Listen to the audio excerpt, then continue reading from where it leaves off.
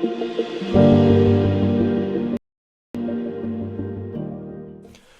long time ago, there was a man. This man, he was a father. He had two sons, and one day the youngest of his sons asked his father, he said, "Father, would you please give me my share of the inheritance, my share of the property?" And so the father decided to go ahead and give his younger son the share of his property and then give the older son the share of his property. And one day, the younger son decided to leave home and to go off into the far country. And there he squandered his wealth, living in debauchery and prostitution and just living a lavish lifestyle, wasting away his inheritance.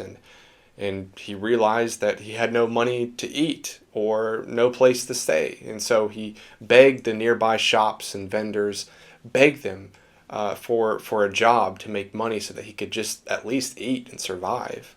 And so the shops, they gave him work to feed the livestock, to feed the pigs. And so there the son, man, he ate amongst the filth and the mud and the pigs. That's where he ate. And he thought to himself, surely if I went back home, my father would at least hire me as one of his servants, because which one of his servants, lacks any food or shelter or any need? They all have plenty.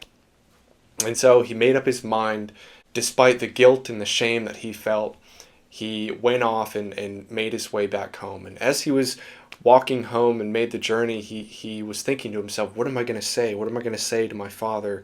I'm so ashamed, and I know he's going to be so disappointed in me. But it's important to realize the shame that the son was carrying was not from his father.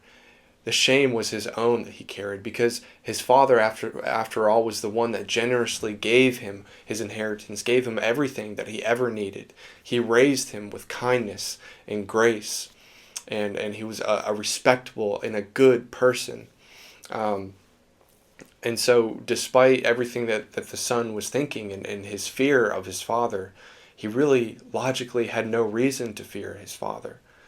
But he carried the shame with him, and on his way home, he neared home, and the father, seeing his son off in the distance, still across the property line, still in the far country, his son is on the horizon, and the father hikes up his garbs, and he sprints as fast as he can across the property line to go embrace his son. He gives him a hug. He weeps. He kisses him on the cheek. He is nothing but overjoyed and glad to see his son alive and well. The son asked his father, he said, "Please, Father, will you hire me as one of your servants?" The father said, "What are you talking about? You are my son. You were dead and now you are alive. You were lost and now you are found." And at once the father called his servants over and said, "Go, slay the fattened calf. Bring me your finest robes. Bring me the finest rings.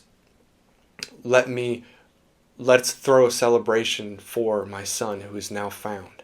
And so the father slips on the expensive robe onto his son and slips on the ring, and he once again kisses him on the cheek.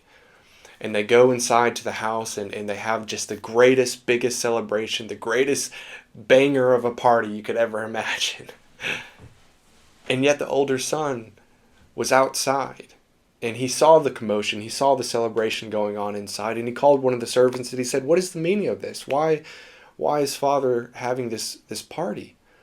And the servant told him, "Well, your brother, he came home. He was lost, and he's been found. And he's well." And so the older brother, furious, he calls to the father. He says, "Father, you slay the fattened calf for this son of yours? For him? The one who squandered everything that you gave us? But I've been here by your side this whole time. I haven't wasted anything. I've only saved your inheritance. I've done everything right." And the father said, and looked at him, touched his cheek, and he said, Son, everything that I have is yours. I will always be there for you. I have always been here for you. You are in my house and you are always welcome to anything that I have. What is mine is yours. But the brother, still furious, stormed off. He refused to go inside to be with that son of his father. And there was weeping and gnashing of teeth outside of the party.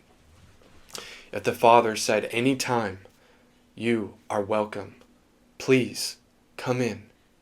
Please join us, for your brother is alive and well." And he left the doors wide open, always welcoming the older son to come back.